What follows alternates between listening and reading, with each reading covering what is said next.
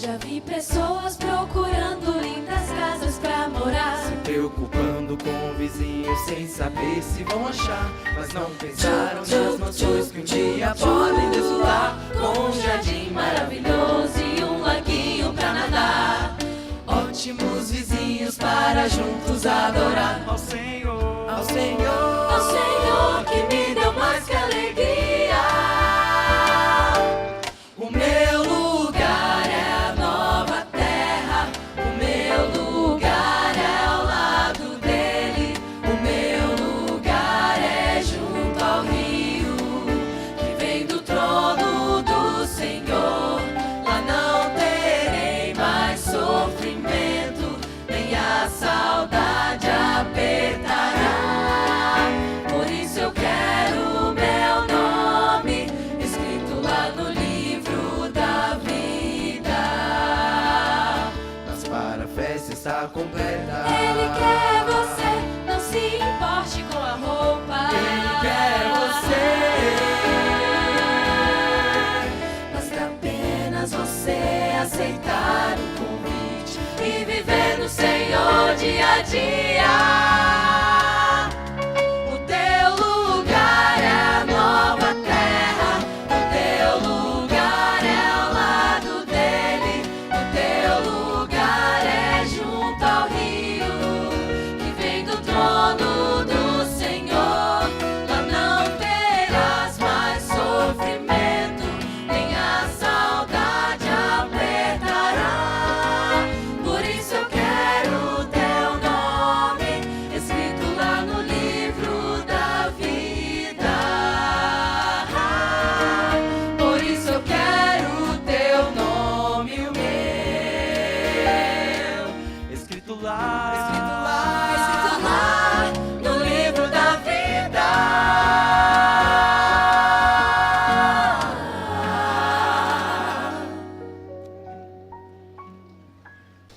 Amém.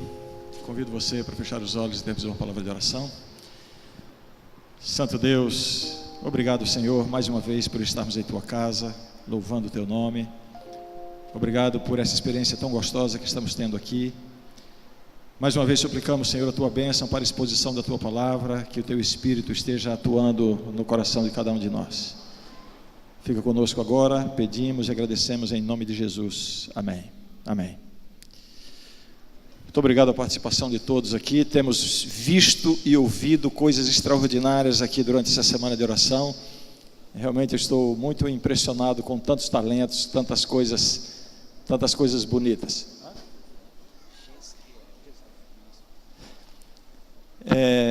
Hoje nós vamos começar de uma forma um pouquinho diferente.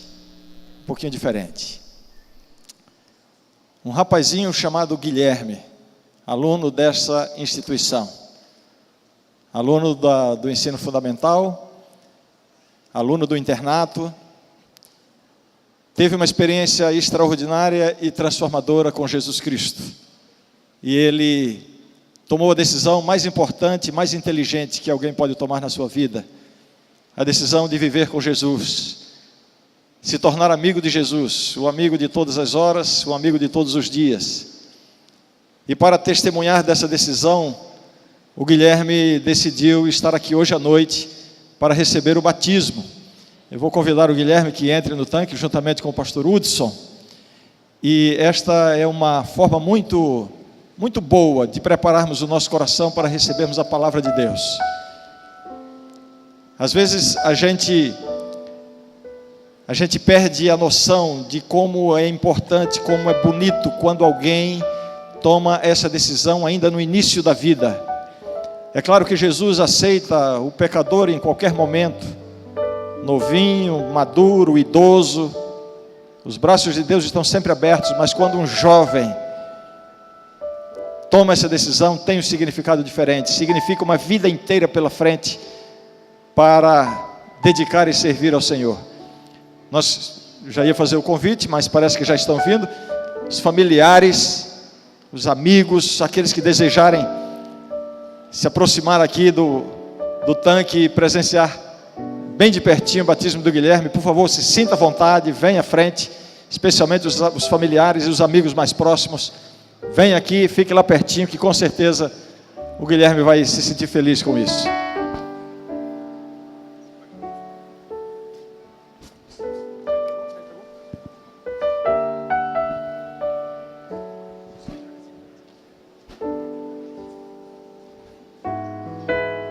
Guilherme está aqui feliz.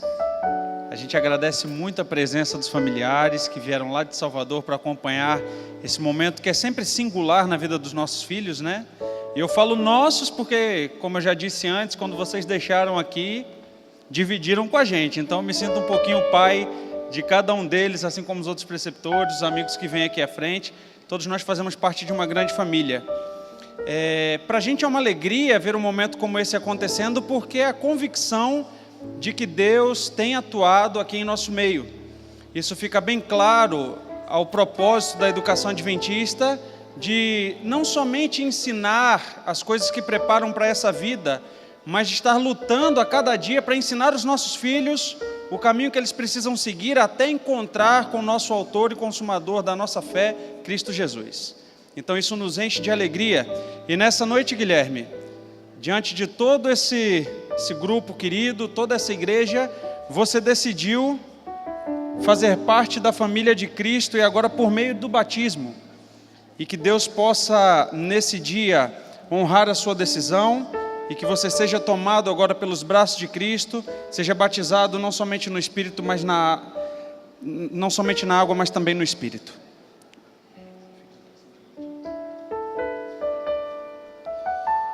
Querido Guilherme, que nesse dia você tenha a remissão completa dos seus pecados. Que nesse dia você morra para uma vida antiga e renasça em Cristo Jesus. Que você não seja batizado somente nas águas, mas que você receba na sua vida porção dobrada do Espírito Santo. Por isso eu, como ministro do Evangelho, o batizo em nome do Pai, do Filho e do Espírito Santo.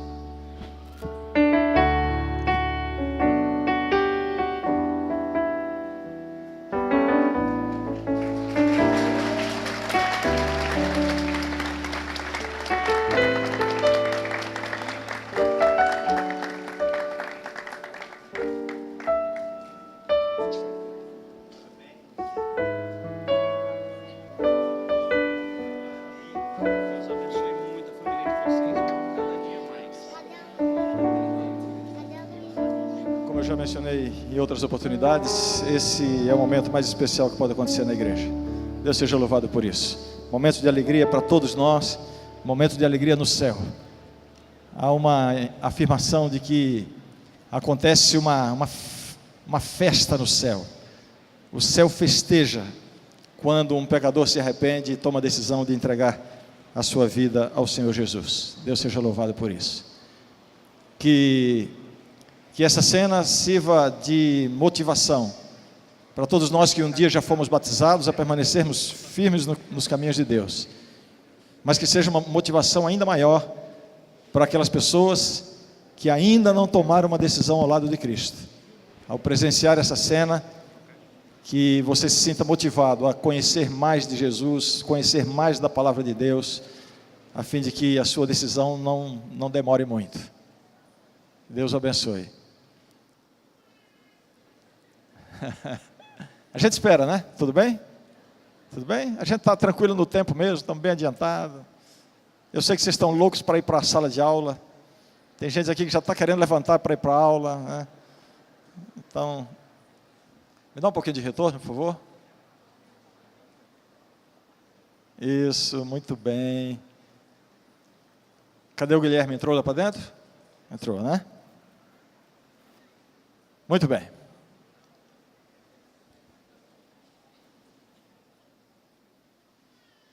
A verdade é que eu tenho um relógio aqui no meu smartphone e ele está me mostrando que eu tenho pouquíssimo tempo para falar para vocês. Então eu tinha preparado uma mensagem hoje de 1h e 45 minutos. Já pensou?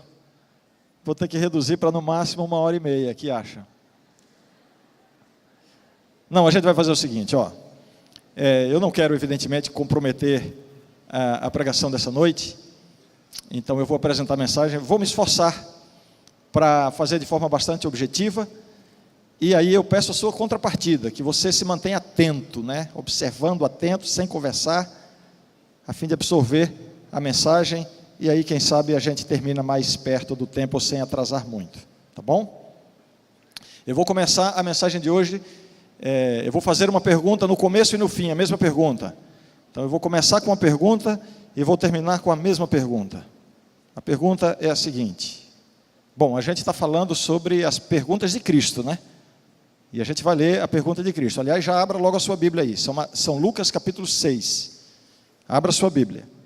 São Lucas capítulo 6.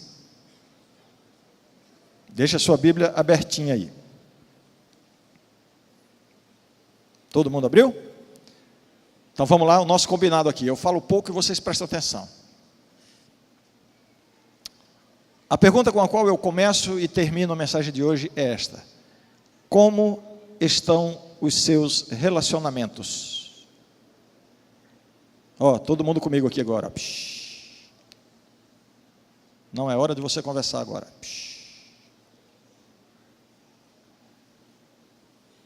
Esta é a pergunta para a nossa reflexão hoje. Como estão os seus relacionamentos? Está tudo bem? Com todas as pessoas? Eu quero que você pense perto e que pense longe também. Está tudo certo? Como estão os seus relacionamentos? Vamos ler o texto e vamos nos deparar com algumas perguntas feitas por Cristo. E essas perguntas são muito penetrantes, porque elas, na verdade, tratam de uma experiência muito, mas muito difícil de ser vivida. São Lucas capítulo 6, vamos ler a partir do verso 32. São Lucas capítulo 6, a partir do verso 32. Jesus diz assim: se amais os que vos amam, qual é a vossa recompensa? Porque até os pecadores amam aos que os amam. Se fizerdes o bem aos que vos fazem o bem, qual é a vossa recompensa? Até os pecadores fazem isso. E se emprestais àqueles de quem esperais receber, qual é a vossa recompensa? Também os pecadores emprestam aos pecadores, para receberem outro tanto. Amai, porém, os vossos inimigos. Fazei o bem e emprestai, sem esperar nenhuma paga.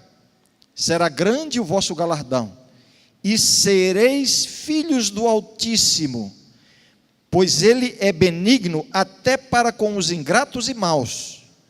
Sede misericordiosos, como também é misericordioso o vosso Pai. O texto apresenta duas condições no que diz respeito ao relacionamento com Deus. Ele fala dos pecadores e fala daqueles que podem chegar a ser filhos do Altíssimo. Duas categorias. Dois grupos humanos. A humanidade toda, em todas as épocas, pode ser dividida nessas duas categorias. Os pecadores, bom, vamos entender. Não é que os que se tornam filhos do Altíssimo deixam de ser pecadores, mas aqui claramente se fala, os pecadores que querem continuar sendo pecadores, aqueles que não têm uma experiência com Deus. Outras passagens chamam de ímpios, os perdidos. Aí estão os pecadores. Por outro lado, aqueles que podem chegar a ser filhos do Altíssimo. A minha reflexão agora é a seguinte: qual é o elemento que distingue os pecadores dos filhos do Altíssimo? Qual é o elemento de distinção daqueles que formam de fato a igreja de Deus, os filhos do Altíssimo? Como é que se reconhece de fato alguém que é um cristão verdadeiro? É pela maneira como ele se veste? É porque guarda o sábado ou guarda o domingo? É porque come algumas coisas e não come outras? É porque frequenta alguns lugares e não frequenta outros? É aí que está a distinção.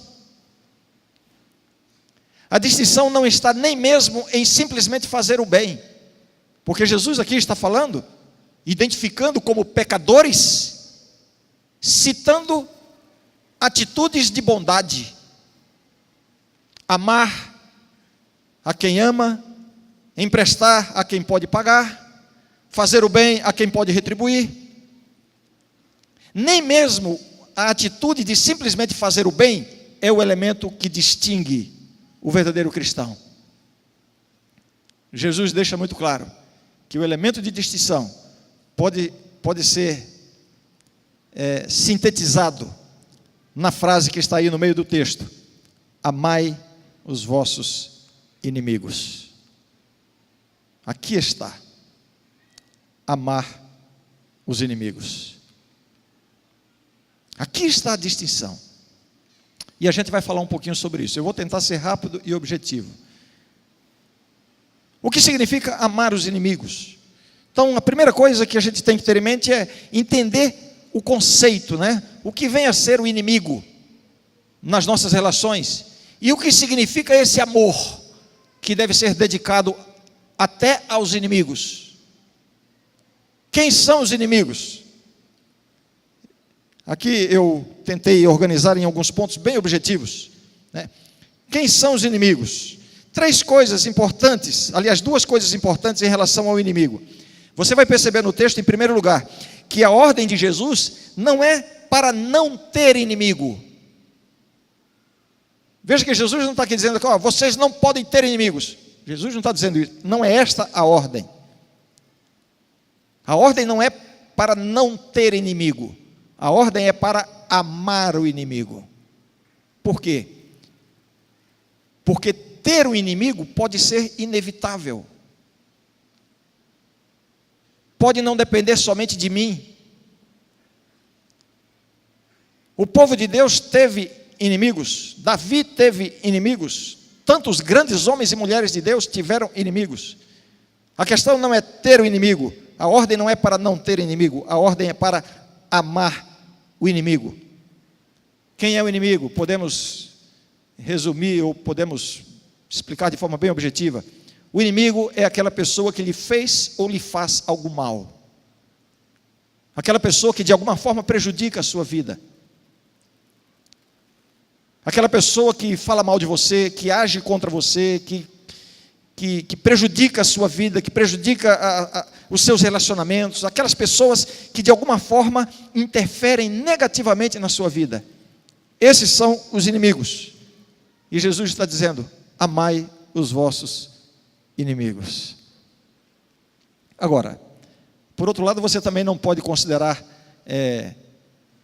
só porque alguém fez uma coisinha contra você, esse daí, segundo a Bíblia, é meu inimigo. Você vai começar se tornando inimigo do seu irmão, do seu pai, da sua mãe, da sua namorada, do seu namorado. É ou não é? Então, eu quero dizer assim, sabe, existe um nível de desentendimento, um nível de ofensa, que está dentro da normalidade. Não é que tem que ser assim, não é que é assim mesmo, não é isso que eu quero dizer, mas o que eu quero dizer é o seguinte: a gente tem que aprender a ser mais, como é que eu diria, mais casca grossa. Tem gente que é muito sensível. Você conhece alguém assim? Não tem ninguém aqui assim não, né? Mas tem gente que a gente não pode olhar de lado, que já diz que está olhando torto. Não é verdade? Qualquer coisinha se ressente. Falou mal de mim. Olha lá o que fez. Gente, para com isso. Para com isso. Nós precisamos aprender a relevar pequenas ofensas, pequenas agressões, pequenos problemas. Os relacionamentos humanos, todos estão sujeitos a isso. A gente não precisa depender de a pessoa se humilhar e pedir perdão somente porque fez uma bobagemzinha para mim, ou porque falou uma coisinha que me desagradou. A gente tem que relevar isso. A gente tem que estar acima disso aí, né? Das pequenas coisas, das coisas irrelevantes, né? Mas a gente é tão orgulhoso, né? Quando falou mal de mim. Olha, ele diz que é meu amigo ainda. Não acredito que falou mal de mim. Outro dia, faz algum tempo já, uma pessoa chegou para mim e disse: pastor, você sabe o que foi que o fulano de tal, que era um membro da igreja lá, né, que estava numa atividade comigo lá, o senhor sabe o que foi que o fulano de tal falou do senhor? Eu falei: não sei, e na verdade não quero saber. Não, mas o senhor precisa saber. Eu disse: não, eu prefiro não saber. Não, mas o senhor tem que saber.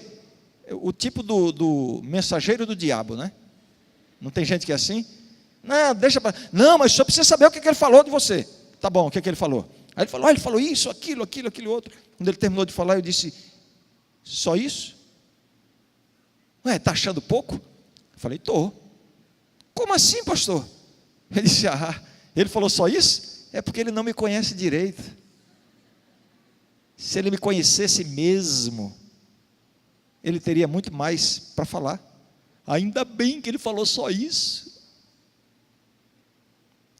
Você é desse tipo de gente que falou mal de mim. Olha aqui para mim, eu vou dizer uma coisa. Alguém falou mal de você? Quer saber de uma coisa? Falou pouco. Falou pouco. Você é muito pior do que isso que falaram. Está rindo de quê? Para chorar, não é para rir não. Você é muito pior do que isso. Imagine só se o seu inimigo soubesse tudo o que se passa na sua mente, no escuro do seu quarto, quando você está sozinho.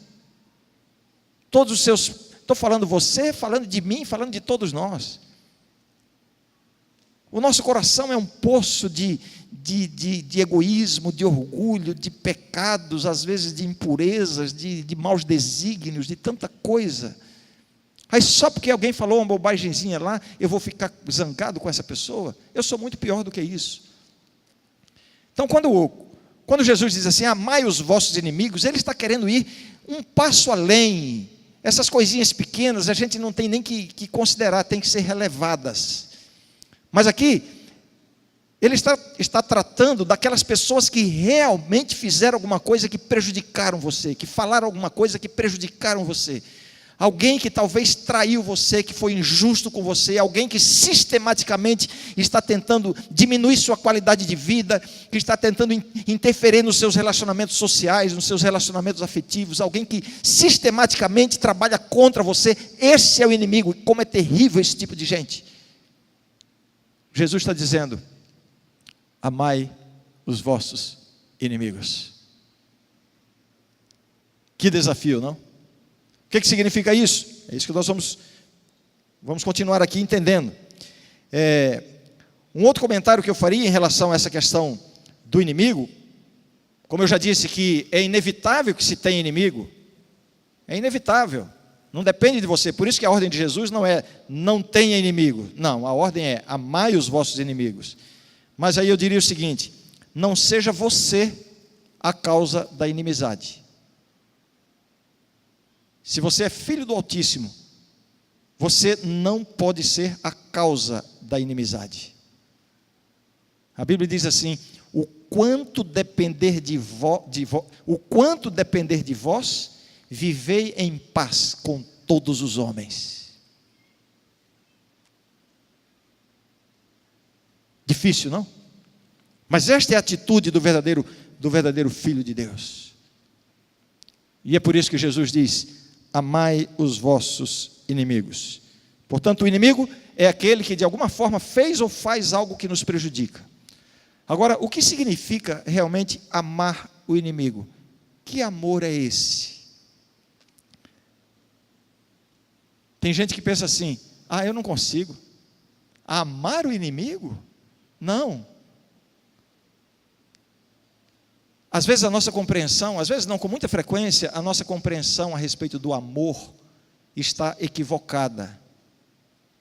Nós temos a tendência de relacionar o amor com afeto.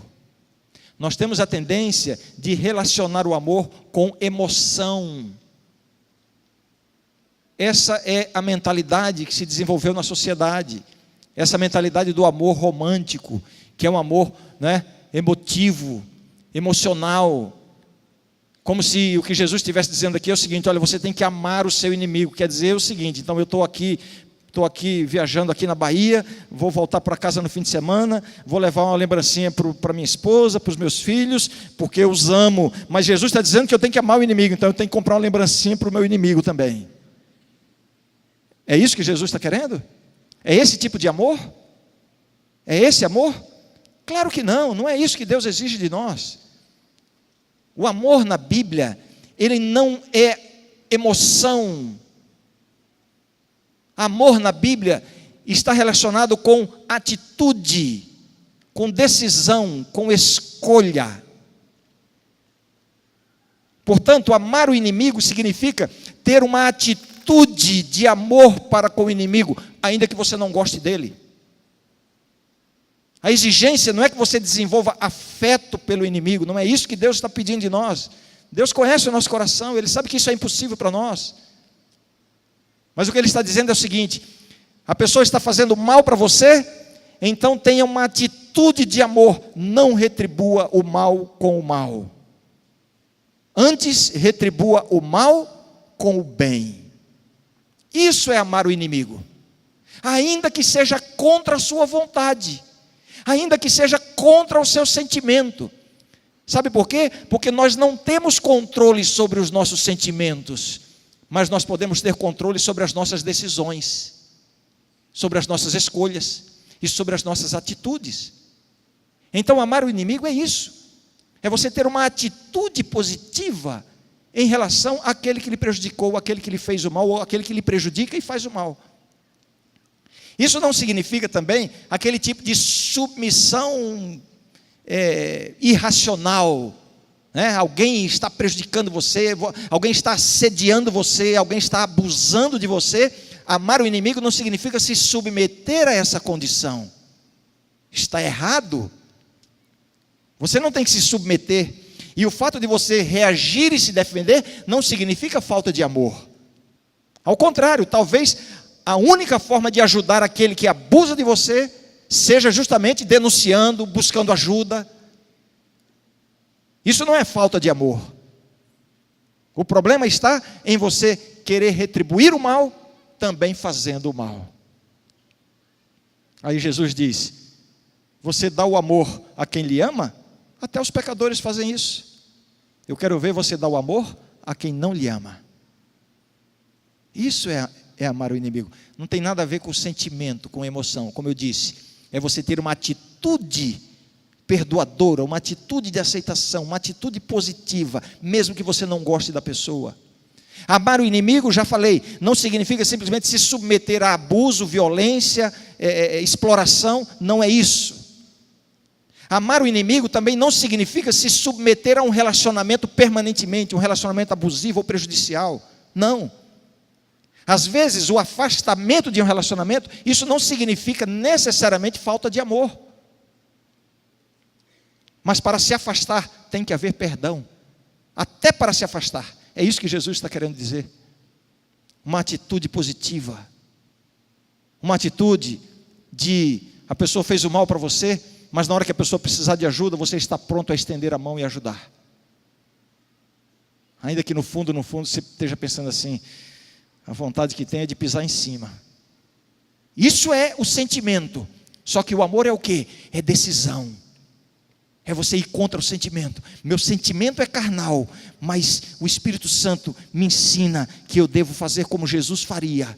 Então eu vou contra o sentimento. E então é uma atitude racional, é uma escolha. Amor bíblico é isso. É uma escolha.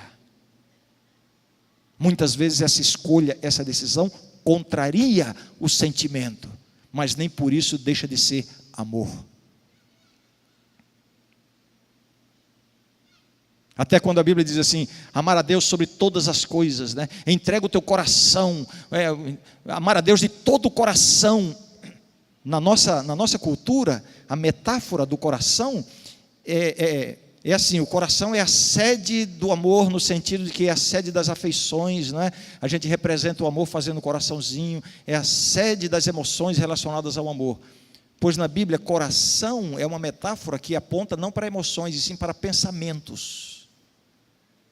Amar a Deus de todo o coração significa você ter os seus pensamentos concentrados em Deus. É você estar conectado a Deus com a sua mente de forma racional. Isso não significa completa ausência de emoção. Muitas vezes Deus nos presenteia com emoções da comunhão com Ele, com emoções relacionadas à sua presença, mas isso não é comum. Você não pode basear a sua vida com Deus nas emoções. Eu estou sentindo a presença de Deus. Eu não senti a presença de Deus. Pois eu quero dizer que muitas vezes quando você sentiu a presença de Deus, nada mais era do que uma emoção.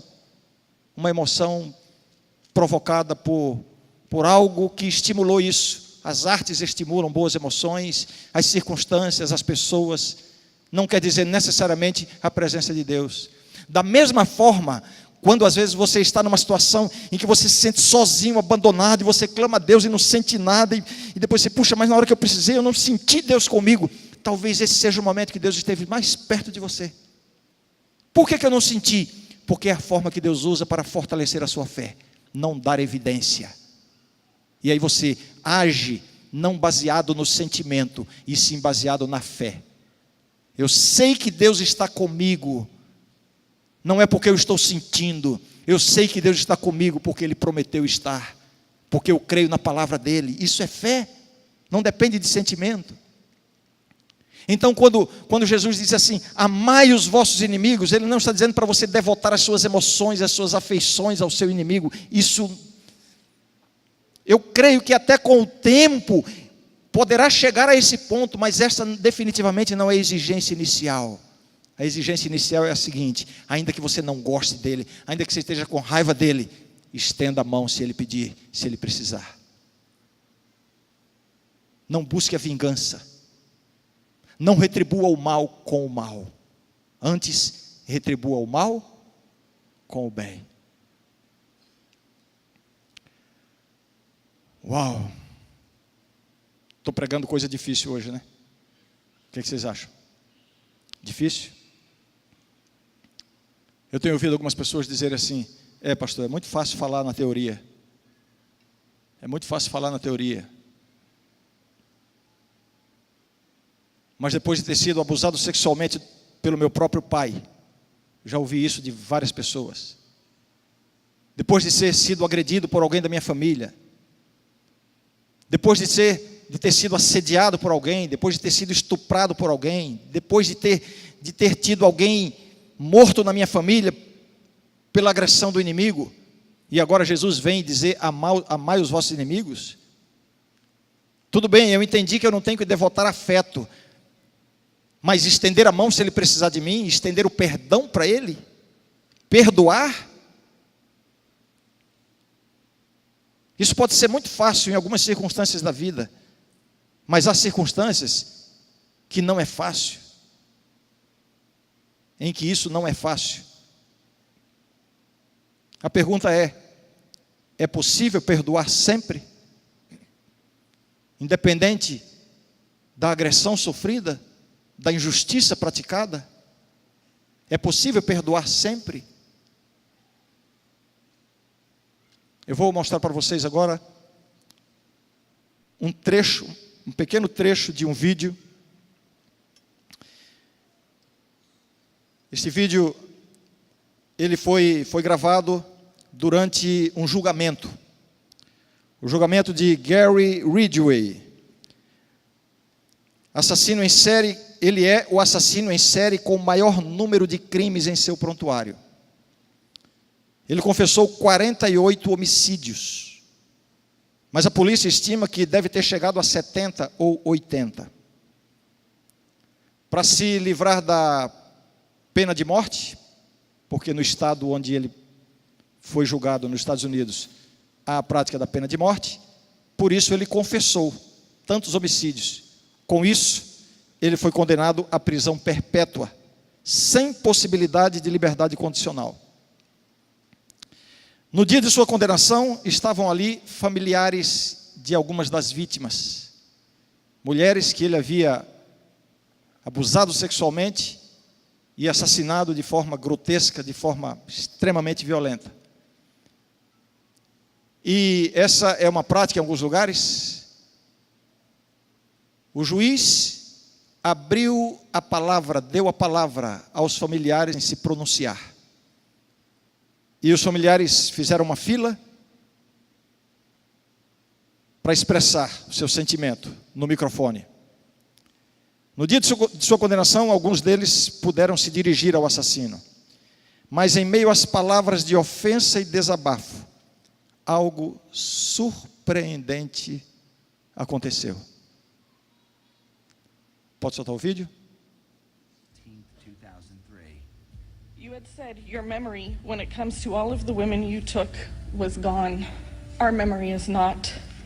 In your words, you said that they didn't mean anything to you, but she meant everything to us. She was a mother, she was a wife, she was a sister, and we miss her. Gary Ridgway sat there stone-faced as victims' relatives damned him and mocked him.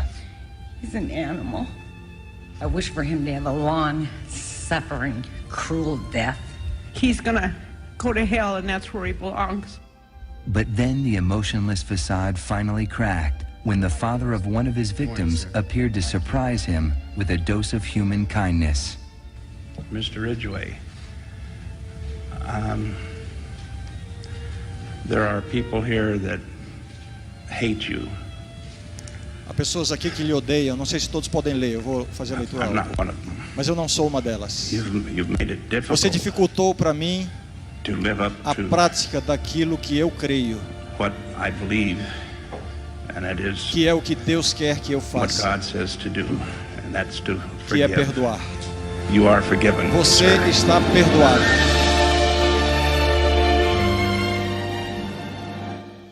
Irmãos, não existe nada mais eficaz para quebrantar o coração de alguém que ofendeu você, para levar essa pessoa ao arrependimento, para motivar essa pessoa a uma mudança de atitude em relação a você. Não existe nada mais eficiente, mais eficaz, mais poderoso do que o perdão. O perdão é simplesmente libertador. O perdão liberta o ofensor em primeiro lugar. Perdão significa não lançar em rosto, perdão significa abrir mão da vingança. Perdão significa não retribuir o mal que você recebeu. Perdão significa não alimentar sentimento de ódio, não alimentar o desejo de prejuízos para outra pessoa. Isso é o perdão. O perdão é libertador. E quando um inimigo, um ofensor, alguém que lhe fez o mal, se sente perdoado e amado por você, se ele não tiver uma mudança de atitude com isso, não haverá outra coisa que o fará mudar. O perdão é libertador. Em primeiro lugar, para o ofensor. E em segundo lugar, e muito mais do que para o ofensor, o perdão é libertador para o ofendido. Há pessoas que vivem a vida inteira aprisionadas a um trauma sofrido na infância, a um abuso sofrido, a uma agressão sofrida, a uma injustiça sofrida. Eu conheço homens e mulheres que foram traídos pelos seus cônjuges e simplesmente decidiram arrastar pelo resto da vida uma mágoa, um ressentimento, um ódio, um afastamento. Não me refiro ao afastamento físico, o afastamento emocional, o afastamento humano. Eu tenho lidado com jovens que têm carregado traumas profundos na sua vida, porque lá no passado receberam um abuso físico, psicológico, sexual, às vezes das pessoas que mais lhe deviam amar, foram as pessoas que mais o prejudicaram. Isso traz marcas. Isso provoca prejuízos incalculáveis. Isso às vezes determina condições humanas jamais superadas pelo resto da vida. Distúrbios do comportamento, confusões na sua orientação sexual, confusão na sua forma de lidar com as pessoas, medos, traumas complexos.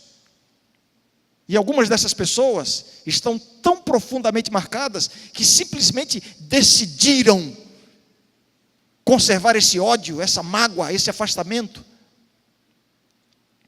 E eu tenho visto e presenciado alguns testemunhos extraordinários de algumas dessas pessoas que entenderam o que significa perdoar. Descobriram que não há vantagem nenhuma em seguir sem perdoar. E decidiram perdoar. Repito, perdoar não é mudar sentimento, você não tem controle sobre isso. Perdoar é assumir uma nova atitude em relação ao agressor, ao inimigo, aquele que lhe ofendeu.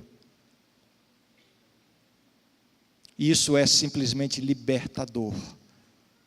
Isso coloca a pessoa num novo nível de vida, num nível mais elevado de vida, de existência, de significado. É isso que o perdão faz. O perdão promove, o perdão liberta, o perdão desmorona barreiras. É isso que o perdão faz. Uma atitude diferente. Uma decisão em relação ao inimigo. Eu quero terminar repetindo a pergunta inicial. Como estão os seus relacionamentos? Eu espero que as coisinhas pequenas, agora você já releve, já diga assim, está apagado. Mas especialmente aquelas pessoas que trazem no seu coração uma mágoa, um ressentimento profundo, por causa de uma ofensa grave, de uma infidelidade, de uma injustiça, de um abuso. Jesus está dizendo para você nessa noite: amai o vosso inimigo, ame o seu inimigo. Mude de atitude.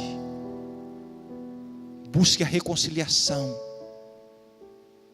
Reconciliação não significa necessariamente voltar a viver junto. E talvez se submeter. Não estou falando só aqui negócio de casal, de separação de casal. Estou falando de convivência entre pessoas. Às vezes é melhor permanecer afastado para não provocar a possibilidade de voltar ao abuso, a relação abusiva, prejudicial. Isso aqui depende de cada circunstância. Mas eu estou falando da reconciliação do coração, da atitude, de poder dizer assim: olha, eu te perdoo. Não quer dizer, estou com saudade de você. Não é isso. Mas eu te perdoo. Eu te perdoo.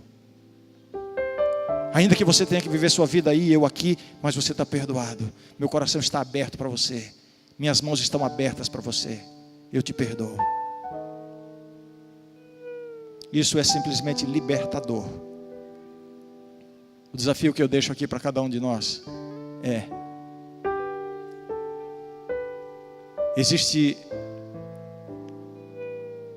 alguma reconciliação que você precisa sair daqui e começar a buscar? É possível que alguém já tenha condições de hoje mesmo já começar esse processo. Talvez um telefonema para casa, para alguém que está distante na geografia e distante no coração, simplesmente para dizer assim: olha, Deus tocou o meu coração hoje e eu decidi te perdoar. Não precisa dizer mais nada. Isso é libertador. Talvez alguém aqui precise, quem sabe hoje à noite ainda, conversar com alguém dentro de casa. Alguém dentro de casa. E é nesse relacionamento que você está precisando experimentar o perdão. Fazer uma oferta de perdão, uma reaproximação, uma reconciliação. Não deixe para amanhã. Como estão os seus relacionamentos? O que você vai fazer? O que você vai fazer com tudo isso que eu estou falando aqui hoje? Finalmente eu quero dizer o seguinte: Deus nos dá aquilo que Ele nos pede. Você entendeu o que eu falei? Se Deus está dizendo para você perdoar, é porque Ele lhe dá essa capacidade. Eu não estou nem falando do perdão dele, Estou falando da capacidade de perdoar. Deus oferece para você aquilo que Ele pede de você. Se Ele está dizendo, perdoe o seu inimigo, isso significa, meu filho, minha filha, eu te dou condições de passar por isso. Você só precisa decidir, escolher. Essa é a sua parte. A lei de Deus não é outra coisa senão a expressão de amor. Amor a Deus em primeiro lugar e amor ao próximo como sendo a evidência do nosso amor a Deus. Nós vamos ouvir sobre isso agora. E enquanto o Jezreel canta essa música, eu convido que você pense seriamente sobre como estão os seus relacionamentos e qual é a iniciativa que você precisa ter quando sair daqui essa noite.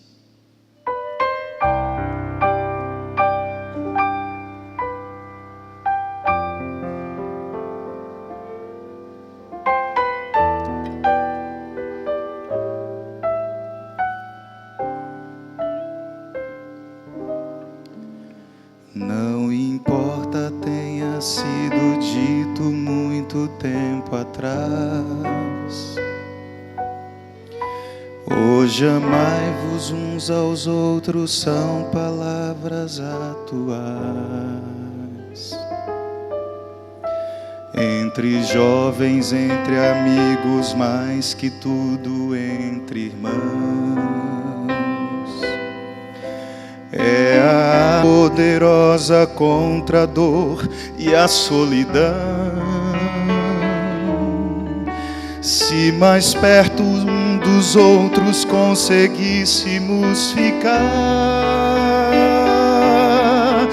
bem mais perto de Jesus por certo iríamos estar.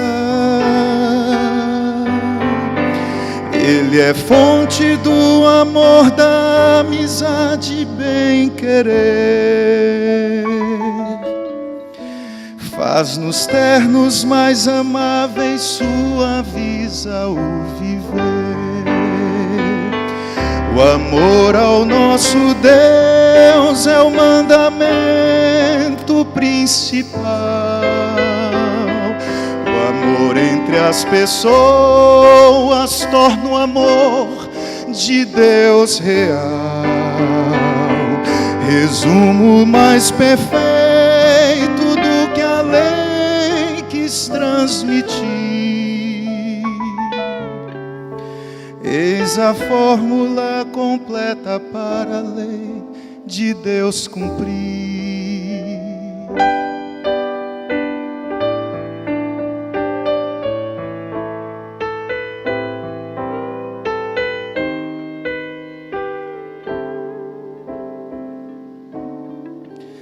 É tão bom tocar alguém, levar a paz a quem não tem. Ver a vida de outra forma, dar a mão, sorrir também. E dê graças ao Senhor porque podemos confiar que Ele está à nossa volta, onde alcança o nosso olhar. Possuímos a esperança de um dia ver Jesus vindo em glória dar coroas a quem hoje só tem cruz. Isso é mais que suficiente para trazer satisfação, dar alento, dar conforto, encher a vida de emoção. O amor ao nosso Deus é o mandamento principal. O amor entre as pessoas torna o amor de Deus real. Resumo mais perfeito do que a lei quis transmitir. Eis a fórmula completa para a lei de Deus cumprir.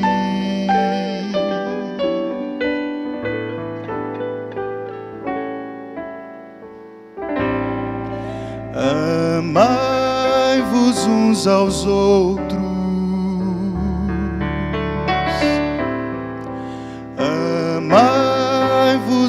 uns aos outros. São as palavras do mandamento da lei de Deus. O amor ao nosso Deus é o mandamento principal. O amor entre as pessoas torna o amor de Deus real. Resumo mais perfeito do que a lei quis transmitir. Eis a fórmula completa para a lei de Deus cumprir.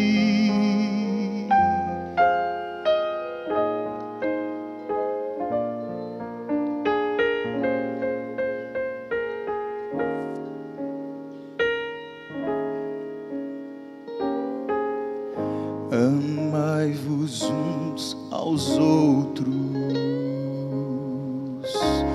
Amai-vos uns aos outros.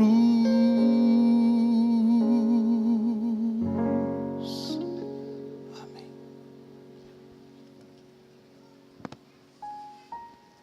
Então,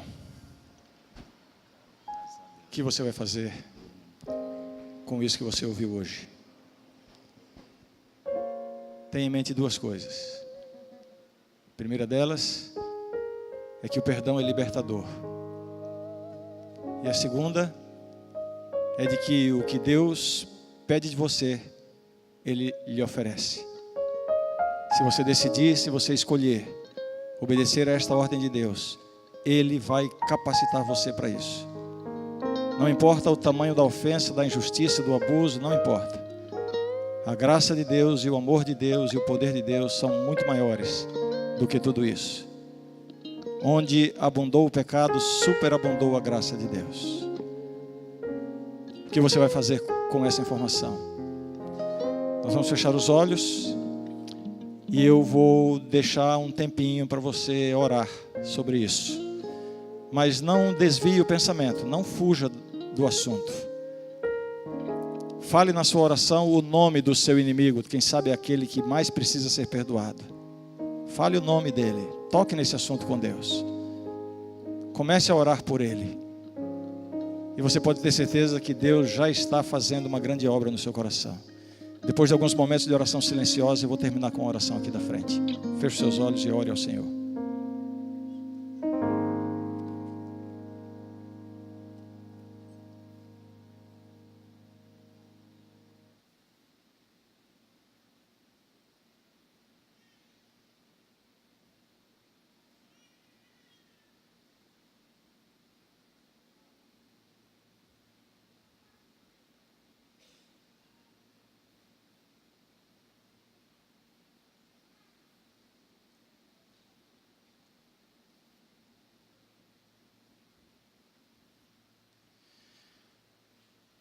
Santo Deus, como é difícil para nós, Senhor, tratarmos desse assunto, porque pode estar mexendo com sentimentos tão profundos, com ressentimentos tão fortes, pode estar tocando numa ferida que ainda está aberta. É possível que haja aqui, Senhor, pessoas cujo coração ainda esteja sangrando, partido, ferido. Mas, Senhor, ajuda-nos a entender que o primeiro passo para o processo da cura é exatamente o perdão. Dá-nos, Senhor, a capacidade de perdoar. Dá-nos, Senhor, a experiência de sairmos daqui hoje e começarmos a agir, fazer contatos, telefonar, visitar, nos aproximar das pessoas, a fim de que possamos experimentar esta libertação em nossa própria vida. É isso, Senhor, que nós te pedimos humildemente nesta noite, em nome de Jesus. Amém. Amém, Senhor.